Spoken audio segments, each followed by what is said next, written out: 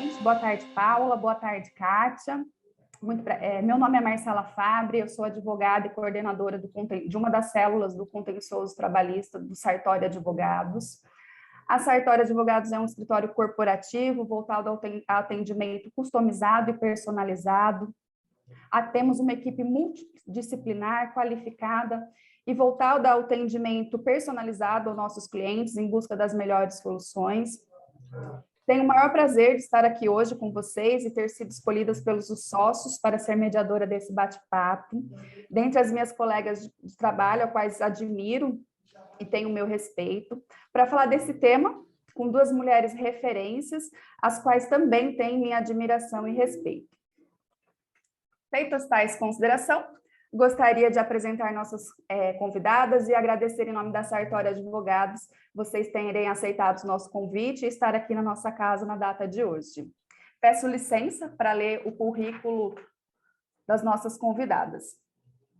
Temos aqui hoje a doutora Kátia Stefânia Galazzini, gerente jurídica executiva e DPO na Softcaps, vice-presidente da Comissão de Departamento Jurídico da OAB Pinheiros, possui vasta experiência em departamentos jurídicos de indústria farmacêutica, alimentícia e instituições financeiras, pós-graduado em Direito Empresarial com MBA em Gestão, Business Law e em Gestão de Tributos, especialista em Direito Sanitário, Compliance e Planejamento Tributário. Temos também aqui a doutora Paula Scandiuzzi Bichuete, executiva jurídica com mais de 25 anos de carreira, especializada em gestão estratégica jurídica e empresarial, membro do comitê de direção da empresa na América do Sul, responsável por compliance e ética, encarregada de proteção de dados pessoais na empresa, atua também como mentora de carreira, graduada em Direito pela Universidade de São Paulo e pós-graduada em Gestão Estratégica pela Fundação Dom Cabral e especialista em proteção de dados pela Bureau Veritas. Obrigada, meninas, pela presença. Nosso tema hoje é a mulher no poder, a caminhada pela equidade. É um tema sobre mulheres e não para mulheres, então muito obrigada pelos homens presentes aqui hoje, que entendem que esse assunto é relevante para o mundo corporativo e para a vida em sociedade como um todo. Tá? E eu gostaria de iniciar aqui com uma pergunta para as nossas convidadas, que se a Paula puder responder primeiro, depois a gente passa a palavra para a Kátia. Qual a visão de vocês do mercado de trabalho atual e quais as diferenças que vocês notam desde quando vocês iniciaram a carreira? Bom, como a gente comentou, bom dia, boa tarde para todos, né? Obrigada pelo convite, estou extremamente honrada. É um painel super desafiador. E falar disso é falar das nossas vidas, né? Vou tentar resumir um pouquinho, porque acho que seria um objeto para uma discussão bem longa, né?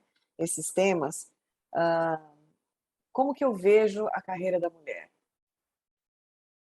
É ainda um grande desafio ser mulher e querer uma carreira, fazer uma carreira, subir nas profissões, porque existe ainda o mito de que se a mulher ela é mãe, ou se a mulher chega num determinado ponto, ela tem que fazer as coisas de casa, ela tem que dar conta das coisas de casa, e para que ela vai querer tanta carreira, né?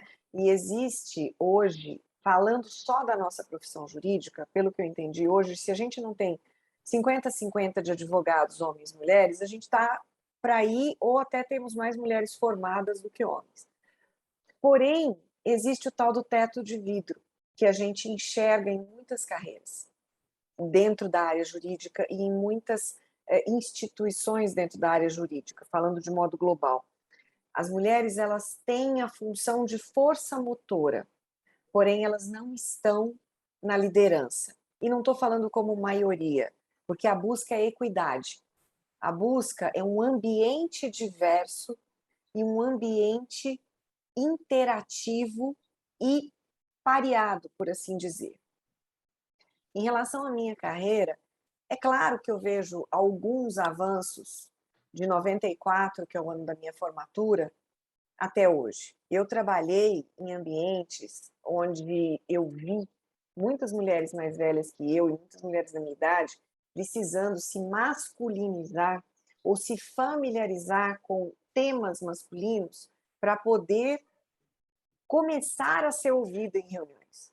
Mas eu diria para vocês, não só em reuniões, sobre opiniões de temas, mas eu diria para vocês o seguinte, e pondo bem o dedo na ferida, isso ainda existe em grande quantidade. Existe um machismo estrutural dentro da sociedade que tem gente que está dizendo que ficamos todas chatas por questionar esse status quo de certas coisas que todo mundo fala assim, mas sempre foi assim, sempre aconteceu assim, a síndrome da Gabriela, né, do Jorge Amado, né, eu nasci assim, eu cresci assim, você sempre assim. E na realidade, a gente está buscando quebrar paradigmas desse machismo estrutural, porque até hoje ele existe. Agora nós somos em 2 mulheres na diretoria, mas até meses atrás, eu passei 9 anos sendo a única mulher na diretoria de uma empresa que fala de diversidade abertamente no mundo todo, mas tem uma dificuldade para tratar ainda esse tema, até pela estrutura da sociedade, que acha natural os homens terem a ascensão da carreira e acha que é super diferente quando a mulher faz isso. Né? Então a mulher se torna, eu sou uma heroína, eu sou ótima, nossa, ela é tão diferenciada. Eu não quero ser diferenciada. Eu quero que isso seja tratado de uma forma igual. Que a minha conversa, talvez, sobre um tema que não seja futebol, ou que não seja a cerveja do churrasco, seja tão normal quanto o futebol e a cerveja do churrasco.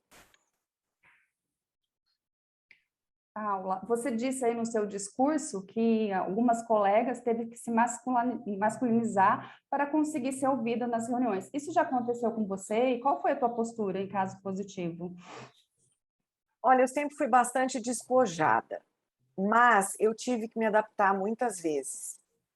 Algumas vezes eu tinha que brincar sobre certos assuntos ou não opinar sobre certos assuntos.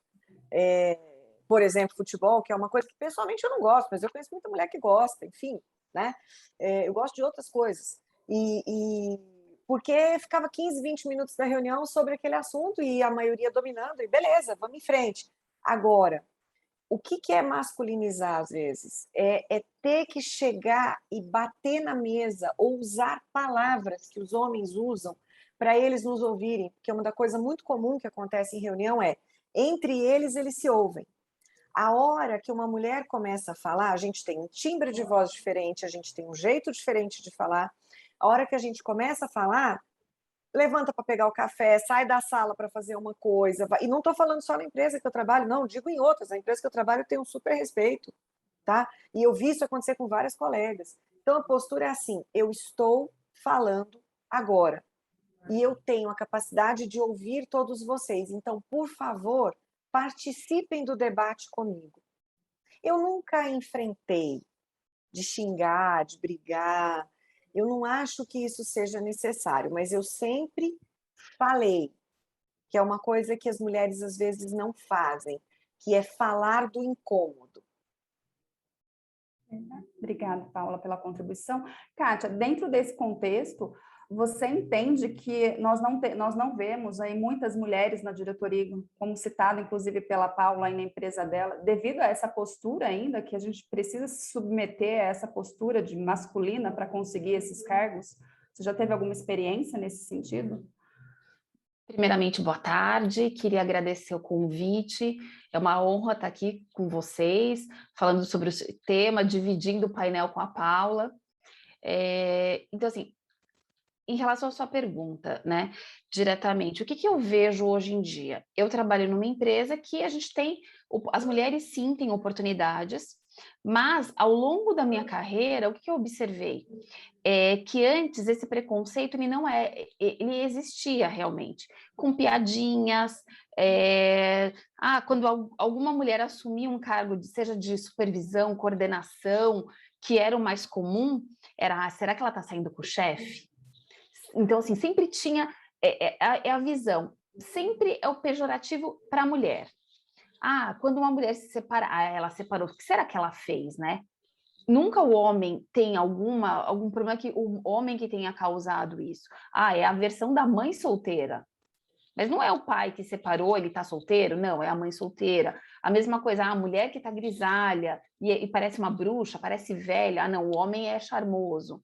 Então, assim, eu acho que a sociedade, sim, ela veio evoluindo, né? Então, assim, hoje no meu contexto, eu identifico que a maioria das empresas estão sim preocupadas num local de trabalho diverso.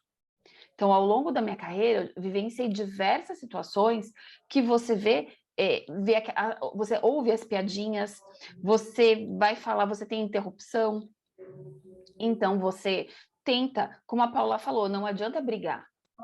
Você tem que tentar mostrar de uma outra forma, né? Porque quando a mulher ela se exalta, ela sempre é o pejorativo. A mulher é descontrolada, mas um homem quando levanta a voz, isso nunca é. É o homem que ele é forte, ele está se impondo, né? São os comparativos diferentes. Mas hoje eu acho que ainda existe muito preconceito, que é o preconceito velado. E muitas mulheres tem preconceito, seja numa contratação, quando ela comenta de uma outra colega. Nós participamos, Paulo e eu, de redes de apoio para advogadas. Então, uma tenta auxiliar a outra, tenta empoderar, seja com mentoria, seja com conversas, com grupos de ajuda de temas técnicos, que uma tenta ajudar a outra, que todas estejam juntas no mesmo barco, todas cresçam. E o que você vê no mercado, nas empresas, que tem pessoas novas, na faixa de 30 a 40 anos, que ainda têm a mesma mentalidade que pessoas da geração passada tinham. Então, a gente tem uma barreira ainda muito grande. Então, quando você vê uma empresa falando, não, a gente tem cota para contratar mulheres, você considera isso justo? Nesse momento, é importante ter cota. É importante porque a próxima geração será diferente, já vai ter isso intrínseco, mas a nossa atual geração, na nossa faixa de idade, a gente encontra muita gente que nas conversas paralelas você percebe o preconceito, não só com relação a mulheres. Então, acaba sendo um trabalho diário que nós temos. E esse preconceito, você enxerga que de mulheres para mulheres também acontece? Uma mulher no cargo de gestão evita contratar uma outra mulher, por exemplo, que esteja na fase fértil da vida, alguma coisa nesse sentido? Olha, eu posso contar para vocês a própria experiência, né? Eu tenho uma filha hoje que tem 12 anos, mas eu fiz uma transição de carreira quando ela tinha 2 anos.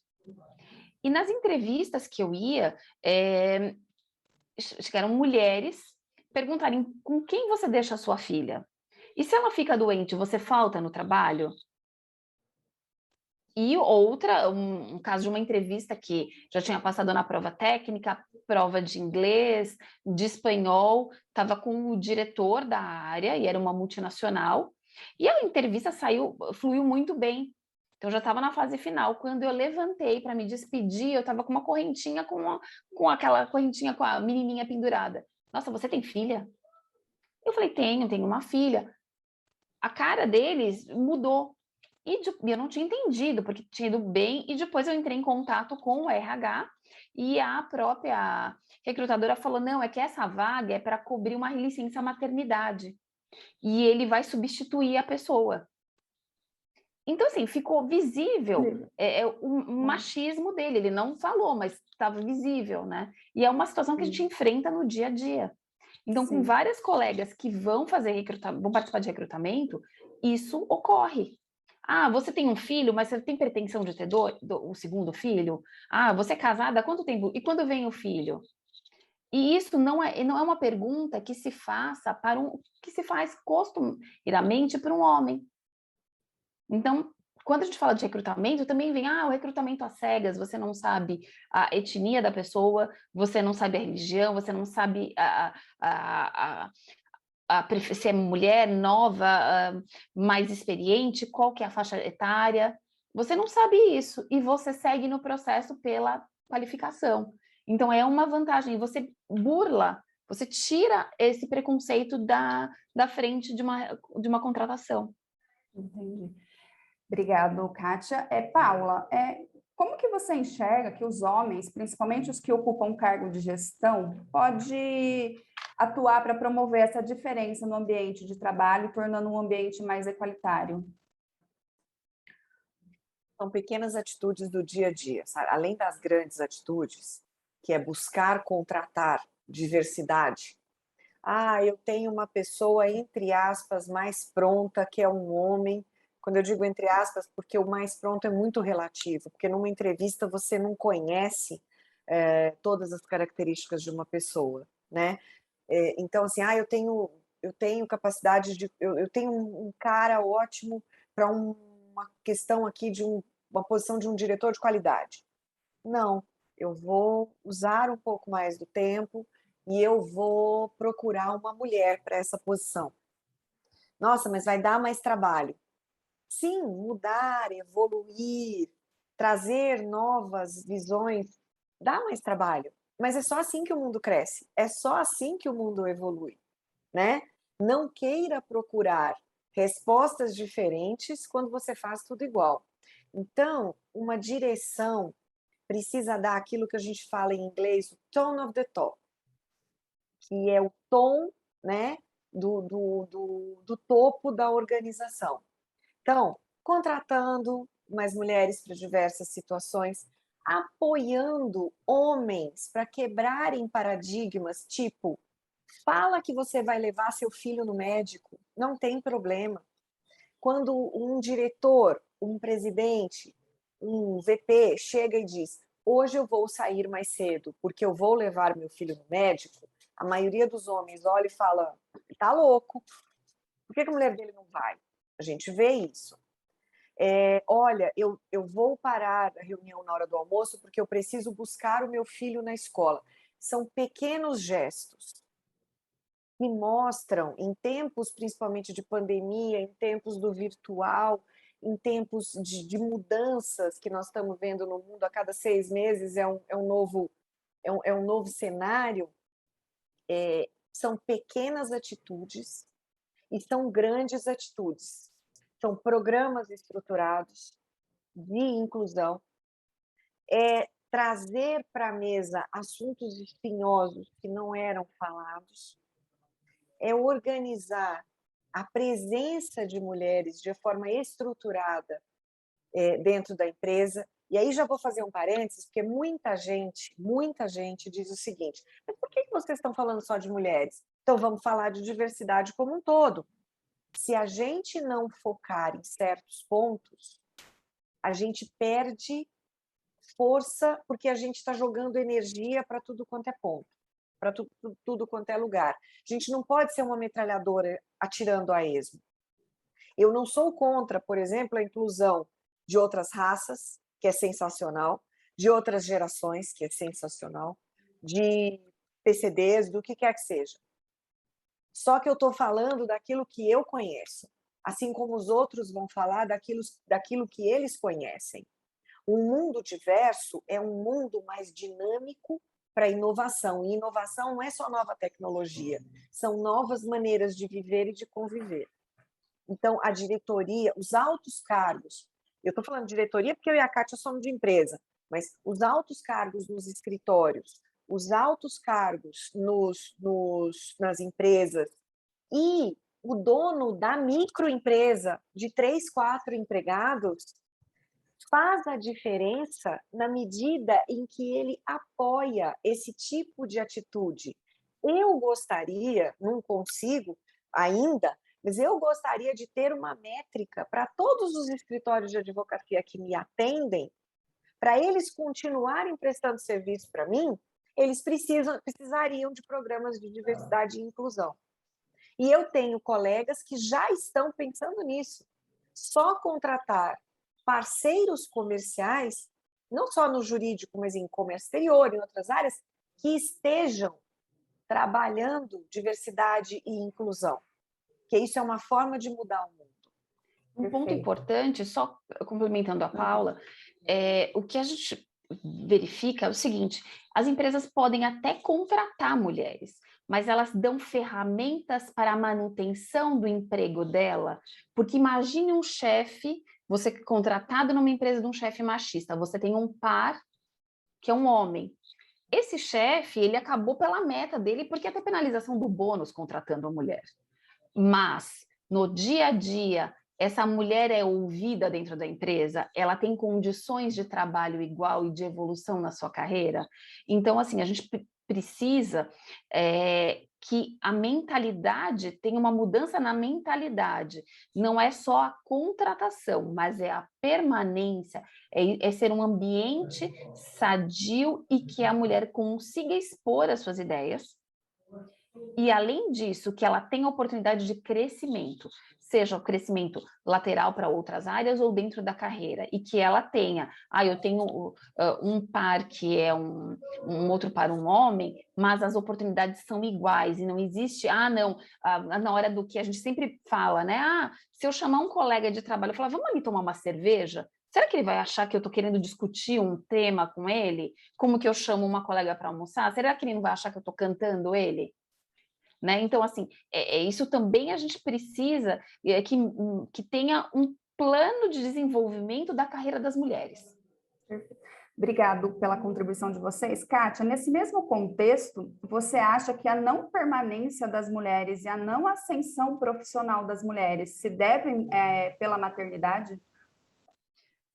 A gente vê cenários diferentes. Nós temos cenários de até colegas que foram promovidas prestes a sair de uma licença maternidade ou um pouco antes de voltarem. Por quê? Porque foi analisado ao contexto, né? O quanto ela agrega para o negócio jurídico, né? Isso eu falo da minha atividade, né? Da área jurídica. O quanto ela agrega, independente da maternidade ou não, ela traz valor na atividade dela. Mas, na maioria dos casos, você ouve gestores na contratação, eu tenho mulher, como que vai ser agora com a questão a própria da Covid mesmo, as grávidas ficam em casa. Então, as empresas, nesse momento, pensaram em contratar mais mulheres? Não foram as mulheres que mais sofreram porque foram desligadas e permaneceram homens no trabalho? Então, você verifica que a gente tem um trabalho muito grande pela frente. Porque a Covid mostrou isso, o quanto de mulheres foram desligadas, que tinham seus filhos, que tinham que arcar como chefe de família, perderam todo o emprego e a renda. E não seria o governo com mais R$100 que iria resolver esse problema, não é isso. É a mudança estrutural e políticas, tanto das empresas para estimular o crescimento, e eu cheguei a comentar isso até mesmo na empresa que eu trabalho, porque a gente tem um Fabril, né? Então, assim, o que a gente pode fazer para dar um aperfeiçoamento para essas grávidas que estão na casa delas? Porque, assim, elas trabalham na fábrica, elas não têm atividade para fazer em casa, mas eu posso permitir um curso online para ela, propiciar para ela um desenvolvimento. Então, é o que nós podemos fazer de diferente, mesmo não sofrendo isso. Kátia, se você me permite uma contribuição, e aqui nós estamos falando num fórum privilegiado. Nós estamos falando para pessoas que conseguiram fazer uma faculdade, que provavelmente têm uma condição financeira. Gente, vamos ser empáticos, vamos olhar para a nossa sociedade. Nós não representamos, talvez, a massa de pessoas que esteja aqui. Estou vendo que tem muita participação, tem 62 pessoas online, mais nós aqui. Nós não representamos nem 25% do Brasil. Quem trabalha no dia a dia desse Brasil não pensa na maternidade, não. Tem que dar um jeito de deixar o filho. Existem vários estudos, eu gosto, né? Eu sou a louca da estatística, eu gosto de falar com dados, né?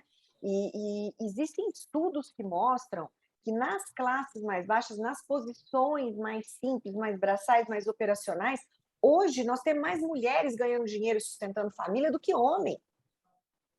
Por uma série de razões, por uma série de problemas. E aí, essas mulheres não têm nem tempo de pensar na maternidade. E outra, nós somos cruéis como sociedade, porque nós não pensamos na maternidade delas. E todos nós somos filhos de alguma mãe. Como diz, às vezes a gente brinca, né? Quando alguém fala alguma idiotice sobre... É idiotice mesmo, tá? Desculpa a expressão, mas é idiotice. Sobre mulher e carreira, a vontade que dá para perguntar para o sujeito é: você nasceu de chocadeira, filho? Você teve mãe? Entendeu? E as mães trabalham. Eu já tive pessoas trabalhando comigo, eu vejo, às vezes eu converso com o pessoal da fábrica, eu também trabalho numa empresa que é Fabril, né, uma empresa automotiva, de peças automotivas. Cara, onde que ficam os filhos? Os filhos estão com alguém, porque aquelas mulheres estão lá ganhando dinheiro. Entendeu? Para trazer o quê? Para trazer a comida para dentro de casa. Então, essa pergunta sobre maternidade, ela é muito cruel, porque ela acaba até elitizando uma discussão que deveria ser muito mais ampla, né? Na nossa sociedade, não só a sociedade brasileira, mas principalmente as sociedades latinas no mundo ocidental, a gente tem um abandono paternal gigantesco. O pai é o provedor, né? O pai sempre tem aquela imagem do pai provedor. E, na verdade, ele muitas vezes, simplesmente abandona. Se ele tiver que passar 4 horas com o filho, ele surta. Né? E a mulher tem que dar conta e muitas vezes tem que trabalhar. Então, assim, tem muitos pontos para serem abordados com pessoas que talvez tenham muito mais expertise, experiência. Eu estou falando pelo que eu vejo, e uma coisa que eu tenho estudado muito ultimamente é um negócio chamado empatia, né? E o brasileiro não é um povo empático, é um povo alegre. Mas o brasileiro não sabe calçar o sapato do outro e enxergar o outro. É isso mesmo. Isso mesmo. Por isso que a gente acaba levantando sempre essa questão. Nas análises que nós fazemos na empresa, é sempre assim: qual que é o nosso maior contingente? É a da fábrica. Então, assim, a gente vai ver alguma melhoria. Todas as melhorias é pensando no maior contingente.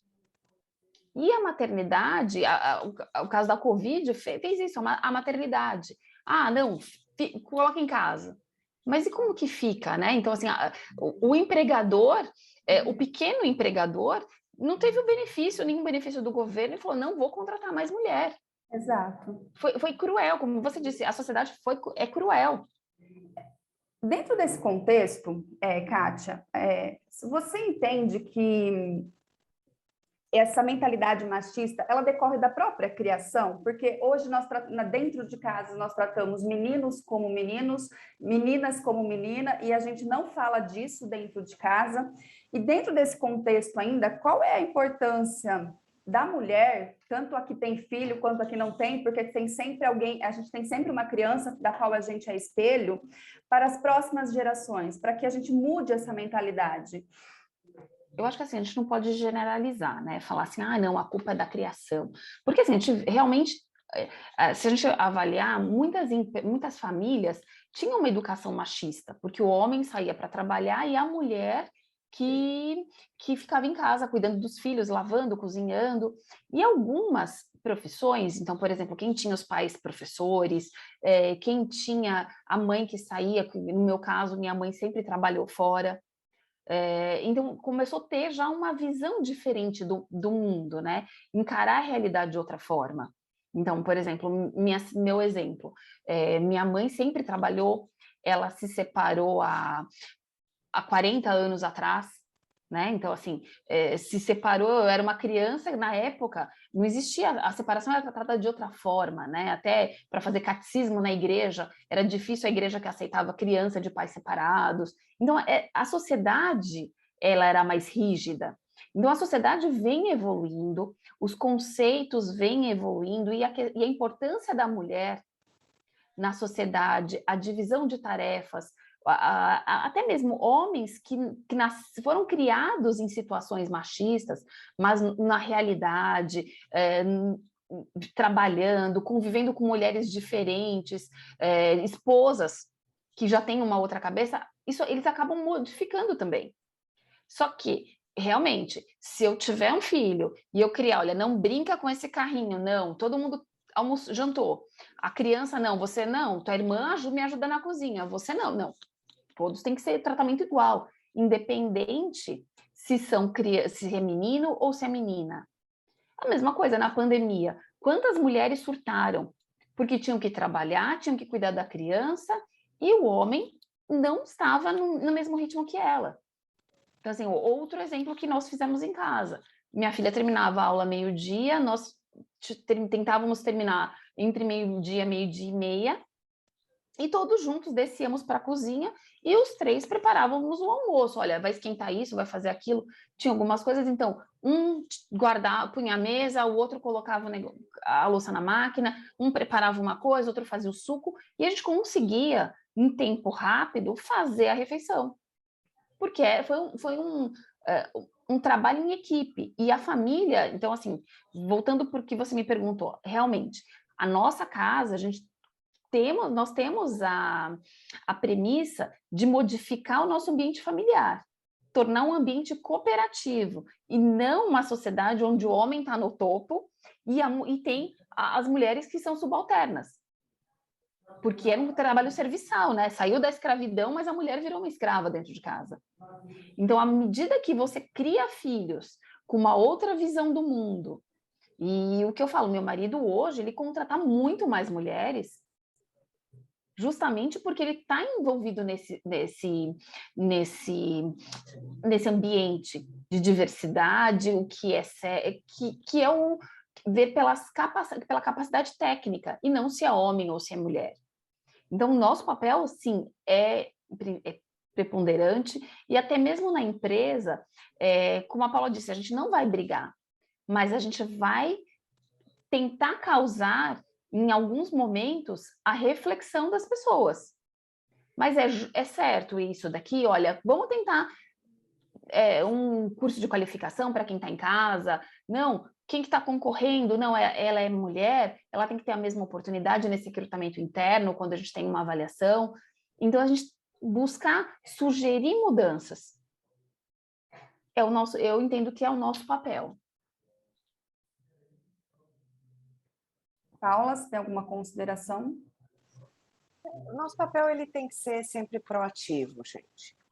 Tem horas que a gente tem que ser meio grosseira. Eu não gosto mesmo. Eu uso mais o cinismo, né? Tem horas que eu jogo pro lado da pessoa para ver se ela enxerga o espelho, né? O outro lado, o que que doeu na fala, mas construir isso, construir uma realidade um pouco mais diversa, significa desconstruir conceitos antigos. E mudar dói.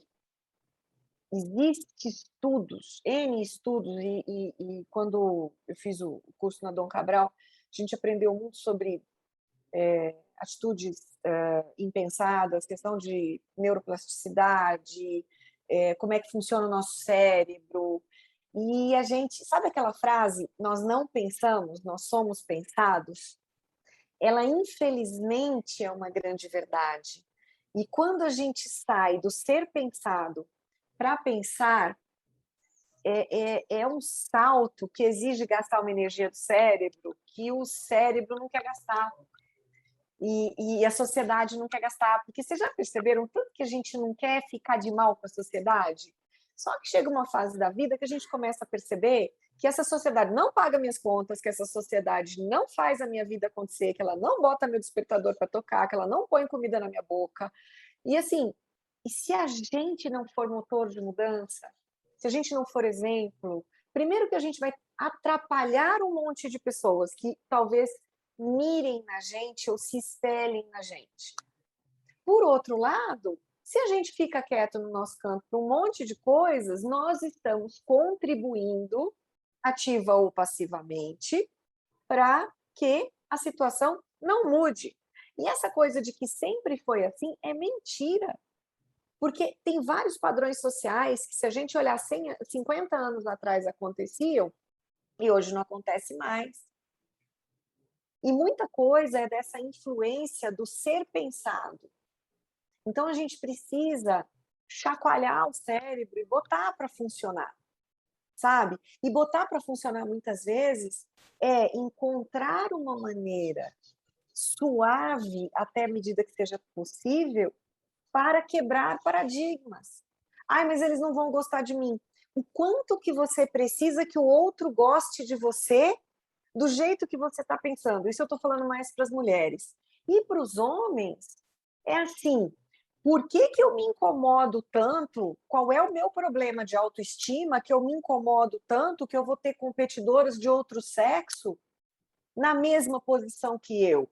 Porque, para mim, isso eu já falei em vários lugares discutindo, a grande questão do machismo estrutural é uma falta de autoestima muito profunda dentro dos homens, de não querer ser desafiados, porque eles não sabem se eles vão dar conta no fim do dia de competir com o diferente dele. Então, é uma coisa meio polêmica, eu sei que o que eu estou falando é bem polêmico, mas assim, quando a gente chega numa discussão de carreira, e aí voltando para a questão da trilha de carreira, quando a gente começa a olhar, eu começo, na verdade, a conversar com... Eu tenho pares, homens, que são sensacionais, né? Inclusive, um deles é pai de 3 meninas, e ele fala, eu preciso que minhas filhas não tenham as dúvidas de autoestima que eu tive, e que eu estou começando agora a entender que era dúvida de autoestima pessoal, masculina, que foi colocado para mim que eu tenho que ser assim, que o padrão da sociedade é esse, que eu vou andar assim. A hora que eu vi meu mundo patinar, a hora que eu me vi cercado por 3 mulheres e que talvez elas não tivessem muita chance na carreira por serem mulheres, eu olhei para mim, isso ele me dizendo, eu olhei para mim e pensei, eu não confio em mim, por isso que eu quero diminuir os outros, as outras. Então, eu acho que passa muito por uma discussão, por uma coisa assim, e daí, meu, vamos crescer todo mundo junto, vamos ser par, vamos trabalhar, vamos acontecer. Tem espaço para todo mundo. Sim. Basta querer se reinventar. Dentro desse contexto de tudo que nós falamos hoje, nós mulheres estamos sempre que provar para colega que a gente, porque existe essa competição no ambiente, mulher com mulher, a gente sabe disso, não vamos ser hipócritas e falar que não existe, porque existe. Então a gente tem que provar para o chefe que a gente dá conta e que a gente é boa, tem que provar para os colegas que a gente está naquela posição porque a gente é boa, porque a gente dá conta, tem que provar em casa que damos conta, que a gente consegue organizar tudo, que é fácil administrar casamento, que é fácil administrar casa. E dentro disso vem a síndrome da Mulher Maravilha, que a gente tem ouvido falar bastante sobre isso. Como que vocês enxergam isso? Não sei quem quer falar. Paula. Vou falando. A gente fica as duas são falantes e as duas ficam assim. Na verdade, assim, Só fazer uma um coisa mini parênteses, eu e a Kátia, a gente se conhece na vida pessoal através de grupos de mulheres e de advogados e discussões. Então, assim, a gente tem que se segurar, porque senão isso aqui vai durar 4 horas. Vai mesmo. Porque o assunto a gente gosta do tema, né? Então a gente tem bastante experiências para bastante situações para trazer também. O que acontece? A mulher, quando decidiu, não, vou trabalhar fora, mas eu não quero ser costureira, eu não quero fazer doce, nada contra isso, mas eu quero ocupar um cargo que meu marido ocupa. Eu quero sair para as empresas, quero ser líder, presidir uma empresa, estar num conselho de sociedade. Só que a mulher, mesmo assim, algumas acabam se cobrando. Ah, mas eu estou saindo e deixando minha filha em casa. Eu estou saindo e quando eu chegar em casa, meu marido vai jantar o quê? Então, a própria mulher acaba se cobrando muito. O que na verdade, é uma coisa que eu sempre penso. A gente tem que levantar a mão e saber qual o seu limite. Qual que é o limite? Você não vai conseguir suprir todas as necessidades em todas as áreas. Não adianta, não, eu vou ser uma mãe que vou em todas as reuniões da minha filha, da escola, vou estar acompanhando o grupo de WhatsApp das mães, vou estar na reunião, vou estar fazendo uma palestra, e mesmo assim pensando no jantar de hoje. Não, isso você tem que levantar a mão e falar assim para o seu companheiro ou companheira, falar, olha, Hoje o jantar é por sua conta porque eu tenho uma reunião importante. Quando ele nasceu, eu trabalhava numa instituição financeira e eu viajava bastante. Voltei da licença maternidade e comecei a viajar. E uma coisa que eu sempre conto, eu avisava na escolinha, olha, ele vai chegar, não vai chegar, dar uma olhada como que ela tá. E naquele dia, eu acabei saindo muito cedo e ele foi trocá-la para levar para a escolinha. E nesse dia ela se sujou, ele teve que dar banho nela e passou a hipoglós. E elas me contaram que ele passou hipoglós até nas costas, porque ele ficou com medo dela se assar. E aí vem um outro parênteses. Quando eu voltei, elas me contaram, eu falei, parabéns, você cuidou muito bem dela, ela não está com uma assadura. Isso que é pai. E não brigar porque ele gastou o pote inteiro de hipoglós. Porque o que a gente tem que entender é o seguinte, eu vou pedir ajuda. Eu vou ter uma pessoa que me ajuda com em casa, minha filha vai me ajudar de alguma forma, mas eu não posso criticar, porque cada um tem o seu jeito de fazer. E o resultado vai ser bom. Se você pode, eu vou ter uma reunião, eu quero estudar, mas minha filha vai ter que ficar com meu marido. Como que vai ser o jantar dela? Vai ser da forma que ele achar. Como que ele vai trocá-la para ir para a escola? O cabelo vai estar do jeito, combinando a roupa com o lacinho. Ele vai cuidar bem, do jeito que ele sabe, do jeito que ele cuida. E é o que a gente precisa, é justamente isso. É dar um passo para trás, deixar as coisas fluírem e não ficar tanto na retaguarda. Tanto, olha, não está certo, é do meu jeito, é do meu jeito. Não consigo fazer tudo, eu preciso de ajuda. Você, na verdade, não é uma ajuda, é um compartilhamento de atividades. E assim você consegue dar conta, e sempre lembrando um outro detalhe, a mulher precisa estar preparada, a mulher precisa estudar. Então, quando você vai para uma entrevista de emprego, mas ele é o homem, mas o teu currículo é muito bom, porque você estudou, você correu atrás, você tem esse aperfeiçoamento, e hoje em dia você vê que a grande parte das mulheres estão muito mais bem preparadas que homens. Elas correm realmente atrás, elas estudam. Então, esse é um fator também que vai mudar o futuro. Né? Deixa eu passar um pouquinho para a Paula falar um pouquinho. Obrigada, Não, Kátia. eu acho que isso, a mulher procurar a mulher ela procura, até pela dificuldade de entrar mais no mercado, ela procura mais se preparar.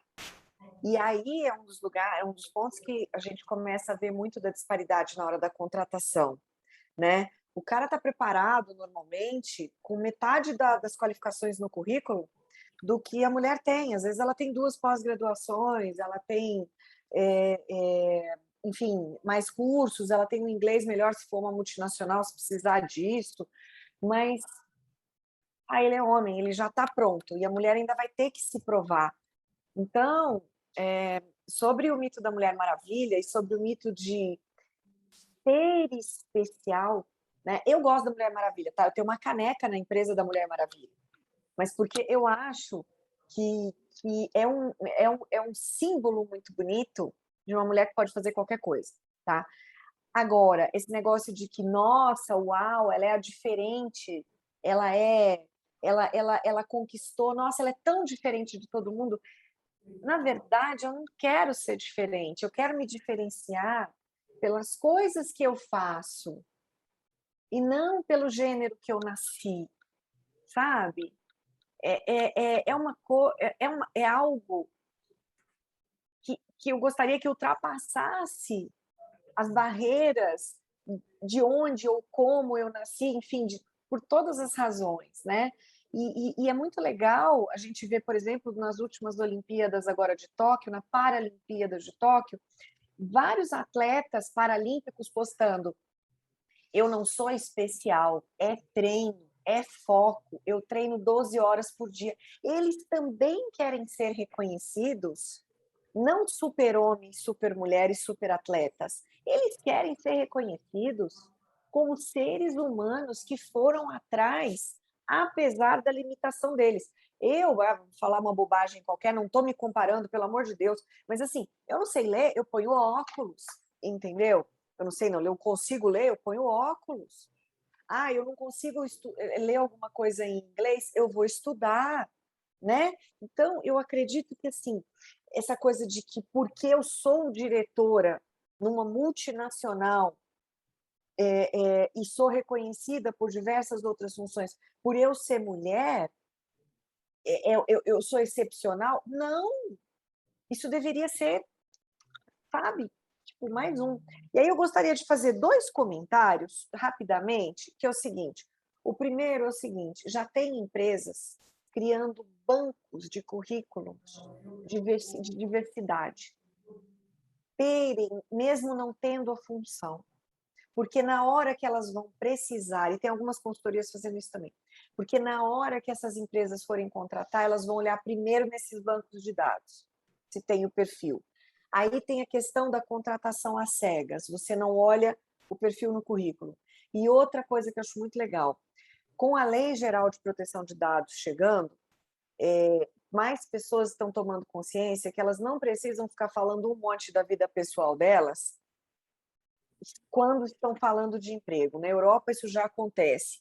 Já tem gente brigando mesmo, em alguns países da Europa, quando eles são chamados, quando é perguntado, por exemplo, uma mulher se ela tem filhos, ela fala, isso não tem a ver com a entrevista de emprego, e eu não preciso falar para você. Esse dado sobre a minha família não é para ser compartilhado. Eu acho isso muito interessante. Bom, muito obrigada.